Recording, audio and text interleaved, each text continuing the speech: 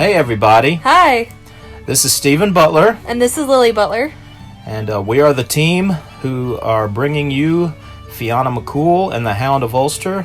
This video that we're doing here is an update for said production. It's been a while since we've posted, but that doesn't mean that we have not been busy, right? Right. But we felt the need to let you guys know and show you guys a little bit about what we're doing. And in fact, that's what the gist of this video is. We wanna show you guys a little bit about Our process. Yes, and what we want to do is we're going to take a page from its very concept all the way to its final completion before it's printed. So that way you'll see the beginning all the way up to the end, and how we put the page together, script, art, everything. So it will also. We're talking about Fianna McCool here, but this could also serve for all of you guys out there that might just be following this because you follow my channel or whatever. This could serve as I guess a primer on how we do any comic book page. So you ready to get started? Yep. All right. Whenever we decided to do our own project together, and this all started when Lily asked me if we could do a project together, and I'm like, wow, okay, let's see what we can do here. And we decided on a topic, which led to a style that we wanted to do. I knew Lily was into Sonic the Hedgehog, having grew up around it all of her life, and we're both into the fantasy stuff, and we're of Irish descent, so we just kind of put all of that stuff, kind of smushed it all together, and came up with the basic idea of doing the Fianna McCool story. And Fianna, of course, is based on the mythology character Finn McCool, who was a guy. We just did a gender swap for the lead character, and then all of the other characters were based around her. But the storyline itself, it just kind of came, to tell you the truth, it came after we decided on creating these characters. I know I did some drawings of the characters, and they kind of, I find that as an artist, the characters kind of take on a life of themselves. You learn about their personality after you draw them. I hope that makes sense. At least it works for me that way, and that's exactly how we did this project. I want to start off by showing you a little bit of the process of doing a page. First of all, I want you to see these thumbnail pages that I did. And this looks like this goes all the way from page 1 all the way to page 16 here. And these were all done on a single sheet of like copy paper, printer paper. And I did them all in a day's time. Yeah. I think, yeah, it was like a Sunday, and I spent pretty much from early morning till late at night working on this. But it just came out. It's one of those things where it's just I'm on a roll. Leave me alone. Let me do this. But it kind of happened that way with this. And you see, I didn't write a script out first. This was how I started. Most comic books start out with the story that's written out in a script form. But I'm an artist, and so I think visually. And as I was drawing these thumbnails, I was telling the story. If you can see, there's a lot of like little notes on the pages, and that gave me an idea of a reference point. So if I forgot what I was talking about in the future, and I did, I would have these reference points to go back to and say, oh, okay, that's what I meant to say right there. That's why that character's acting that way. But let's go to page 11. Is it a page 11? Let's Yes. go to page 11, which is a key scene change in the story. I think that this is the actual page. Everything that was done, well, most everything that was done before this page was telling a flashback story, right? Yes. Like it's telling the story of Fianna's parents and how she basically she was in it, but she was a baby. And then we fast forward to present day in the story, and this is the thumbnail blown up. So you can see my layout.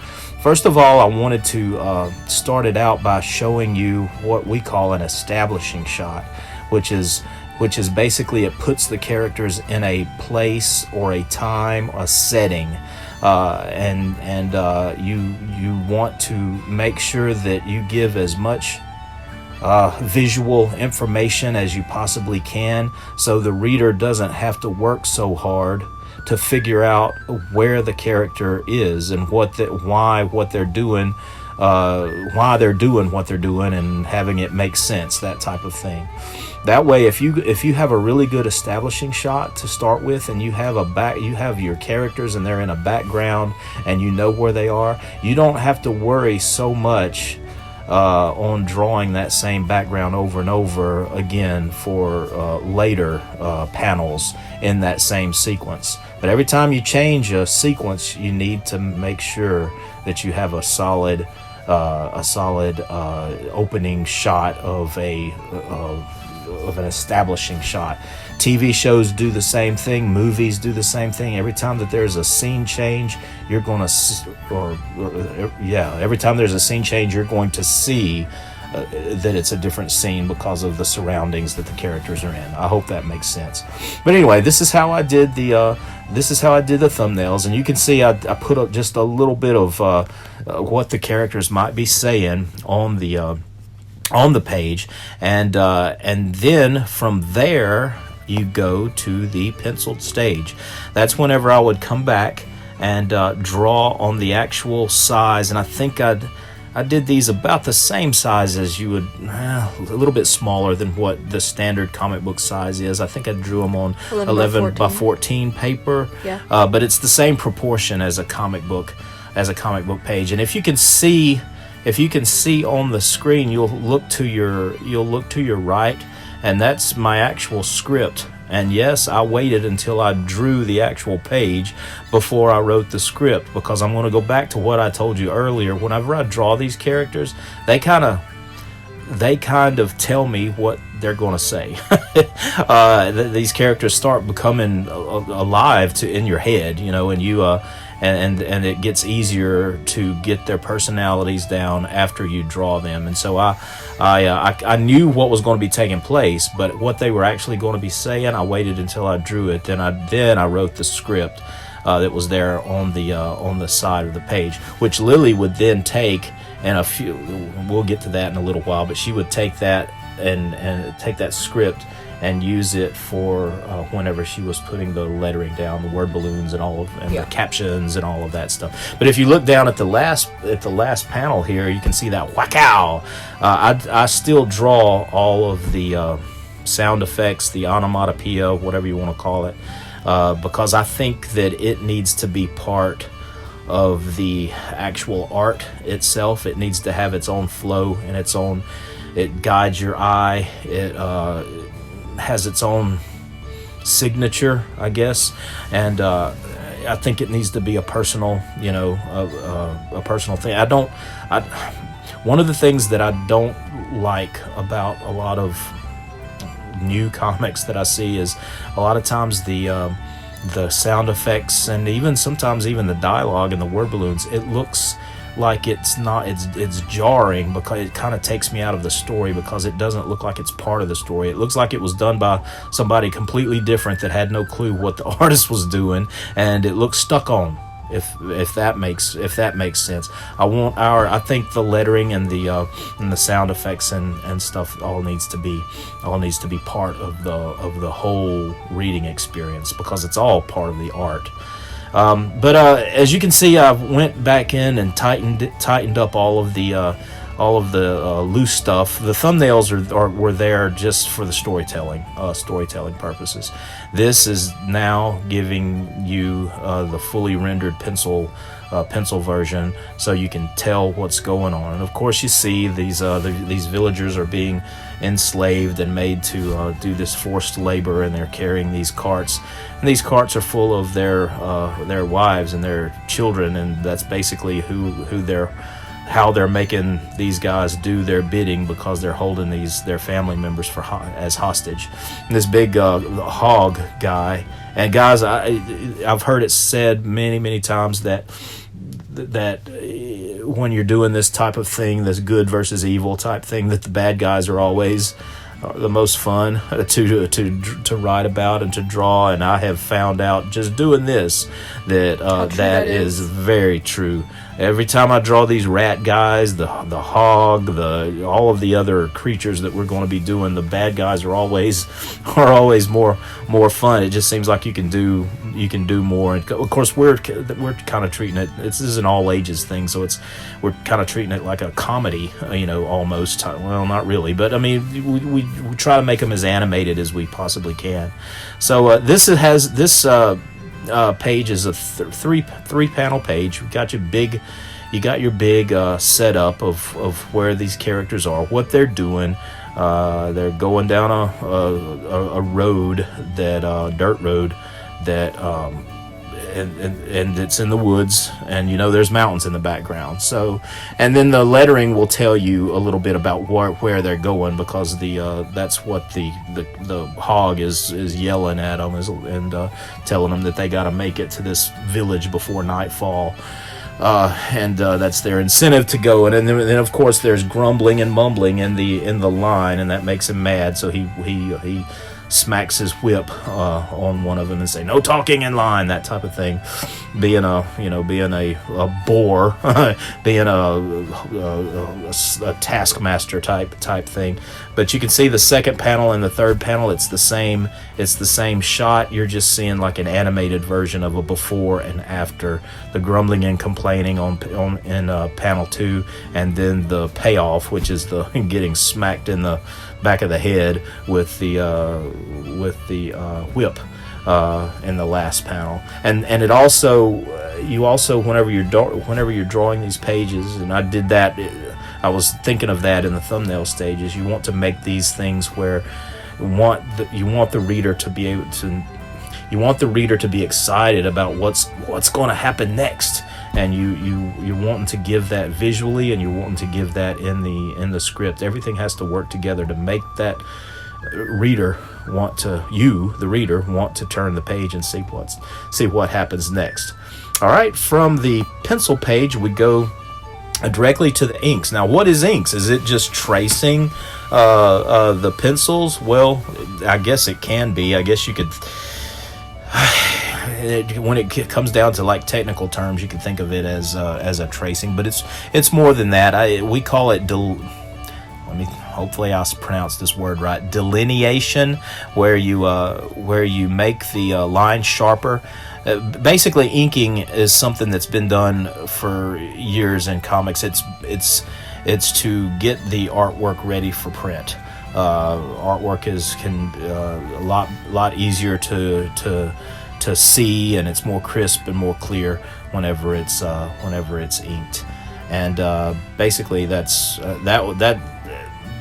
I've inked my own stuff for many years, and this is one that I'm inking. Although Lily has inked several pages in this. And here's another thing that I need to tell you. You're seeing all of this on the video so far. Up to this point, everything has been done by hand on paper or on Bristol board is what I work on. And from the thumbnails to all the way to the inking stage. And when I'm done with the inks, like you see here, and I'm not going to go into the inks and how you need to be thicker. Your lines need to be thicker in the foreground and thinner in the background. That's just I could talk about that in another video. I just want you to see the difference between the pencils and the inks. But this is it. This is as far as I go in my part in telling this story. So thumbnails, story, to script, to pencils, to inks, all done on paper, and then we take it and scan it in. And then we take the paper, yes, we scan it in, and then I upload it to the program I use, which is called Clip Studio Paint, on my iPad Pro. And the first thing I do is I make sure it's formatted correctly, it's the correct canvas size, and then I go around and I add flat colors. Okay, now tell us a little bit about flat colors, because I've heard the term flatter before, and I know that there's a thing. Is that where you're just laying down the solid color? Yes, I'm taking the line art and I'm putting a solid color and making sure there's no white space. It's kind of like coloring in a coloring book. Okay. Type thing. You're making sure that every single thing has a color and you have a base for when you want to render it. And in the rendering stage, you're adding in textures, shadows, and highlights.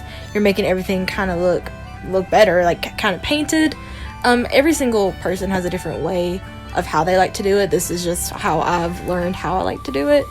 But yeah, you add some dimension, you add your texture, and you add your shadows and your highlights on your figures and on your background and foreground. And aren't you taking into consideration how things would look in space to make certain things that's in the foreground pop out from the background, and to use color to emphasize whatever it is in the story that you want to emphasize? Like look at this, guys. In the second and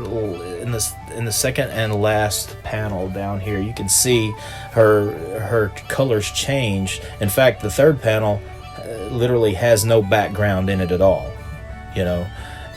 Let me just ask you, and you can tell me what was your decision process in changing that background color from a blue, the blues and with all the trees and stuff, to a bright reds and oranges that you have there. So in the third panel, we have a literal impact. The Warhog is whipping them with his whip, and so you want your colors to portray that as well with the actual drawing. So when you think of something that's something that's going to hurt, something that's impactful, you think of warmer colors, which is why I chose to use red, yellow, and orange. So you weren't so much going for a representational look. You were emphasizing the emotional, how you would feel whenever you see it. So definitely. So if you got hit in the back of the head with a whip like that, you would be seeing red too, probably. Yeah. And so she was thinking hot, extremely hot colors. And I think doing that type of thing really helps draw the or helps emphasize the action, helps emphasize the emotion, and I think it goes a long way into pulling the reader into the story. We hope, anyway. That's our goal. Yeah, is to do that. So we've taken it from thumbnails to pencils to inks to and in there was the script. And then we've taken it to flat colors to the. So is this pretty much it as far as the color, the color stage? So if this page was a silent page, this would be ready to print, right? Yeah. But it's not a silent page. So what comes next? We have our script coming in the form of word balloons and text boxes. Okay, and here again, I would like to say all of this stuff that she's doing here is done using her software programs. Now, you're not in Photoshop, right? You're in a different... Clip Studio Paint is similar to Photoshop. I've found that I've liked it better because I've used it for a really long time. And I think it's more artist-friendly and more comic book artist-friendly. And I don't know, I like it a lot. And I'm able to use it on my iPad. And there are a lot of people that use that. Oh, now. Yeah. I hear it's really so popular. Many people saying that you do use it right here on this. Mm-hmm. We're looking at the iPad right now that she has, and everything she does is done on that. It's kind of like she can take her work literally anywhere and work on this. Now let's talk a little bit about the lettering, because it's not just writing some text and just putting it down anywhere, right? Yeah, when it comes to actually writing in your text, putting it in word balloons, there's a lot to consider. What font do you want to use? Well, before we even started this project, I got my dad to I found this website where you can make your own custom font. And basically what he had to do is he had to take a piece of paper that had all the alphabet and numbers, and he had to fill that all out in his own handwriting. I did about 9 of those, and it generated custom fonts for us to use in Fianna McCool. And there's about 3 different ones in here, considering, normal and bold. The Boar Hog has his own font. Yeah, you can see compared to the villagers. You can see two different font styles here, where the hog guy, Gornog is his name, where Gornog is doing his speaking parts. It's a different font than when the villagers are speaking. Yes, because he's more aggressive, and also he's more aggressive and he is yelling, so his font size is going to be larger than the speaking, and then the rabbit in the second panel is whispering, and his font size is smaller than normal. Right. So the size of the font has something to do. It affects, and whenever you're reading it in your mind, you're seeing that as like, oh, that's big. That's kind of like when you type in all caps. And because you forget your cap lock is on, and somebody's saying, "Why are you yelling at me?" I was like, "I'm not. I'm just." But anyway, this is done for a reason. I remember whenever you asked me to do that, and it seems like I wrote it out. It was like I had to do more than just the alphabet, right? I had to do pretty much everything that's on like numbers. I pretty much had to do everything that was like on a keypad. Yeah. And then I think. Didn't I drew some straight on your on the screen, right? Mm-hmm. But it was all, and the reason why we did that, guys, is because we wanted this project to look like it was written by somebody's hand, instead of, we didn't want it to look like it was stuck on with or if it. This is a fantasy project, and it has everything in it. We wanted it to be very personal, have a personal feel to it. You wouldn't want to stick Times New Roman or Arial or even Comic Sans on here. Right. It just wouldn't look right. Yeah. It would take you out of the story if you were reading it. And we don't want that. We want the lettering. Oh, and here's another, speaking of lettering, it's where you put the balloons has a lot of impact. You don't want to put your balloon in a place where it'll cover the character's head. You want to have space where you can actually put the balloons, and if you put the balloons in different places, that can completely disrupt the flow of the story, because you read from left to right, at least over here, and you want to convey that with your word balloons. Right. And so where you put the word balloons on the page will help dictate the pace of the story, and where it'll help guide your eyes. The artwork should help guide your eyes on its own. You should be able to read a story if the comic is told well. You should be able to read a story just by looking at the pictures without reading. But the lettering on the page needs to complement that artwork and help the reader be able to go from the top of the page to the bottom of the page, and so that's what we're constantly striving for. And Lily, did you know? I don't know if Lily knew about the different types of word balloons before. She's kind of learning this stuff, and because you can see there's 1, 2. I know we've got a yelling, like the burst balloons up at the top, and then we've got the whispering, which is more of a broken line here where the rabbit is talking in the middle, and then we have more of the silence, no talking. That's a yelling type of thing, and it looks like it's coming out like lightning or whatever, because it's a grating, loud sound. and so that's pretty much what we want to convey there. But that's pretty much it, right? I mean, this, with the lettering on this and the highlights and everything on the colors, this page pretty much is ready to be formatted for print, right? Yep. All right, so this is page, what did we say? 11. Page 11. Now, this isn't the only page we've done. This is just one that we picked because it had all of the stuff. And it doesn't give away too much. Right, right. We don't want to, no spoilers here. But we just wanted to share with you guys the progress of what we've done. I am almost right now, as whatever day this is, I don't know. Since we've been under quarantine, I've totally lost track of time. It's late May. I know that much. Is it the 20th? 20th. Yeah. Okay. I know I've only got just a few pages left before I'll be completely done with the interior story pages. After that I'll still have to do the second issue cover and some trading card art, and I'll need to do the fulfillment of the Kickstarter of the Kickstarter commissions and things like that. But we're coming to the end of this thing, guys, and we're really excited. Yep. We're really excited about August. Getting this thing out to you. Yes, our if everything goes well. Our goal, it will. Our goal is to. I think we may even be ahead of the schedule. We'll see. I'm hoping that we are able to get this thing out even ahead of time. But I'm really happy with the way that it's going. We just champing at the bit to share it with you, and so that's why we were doing this video.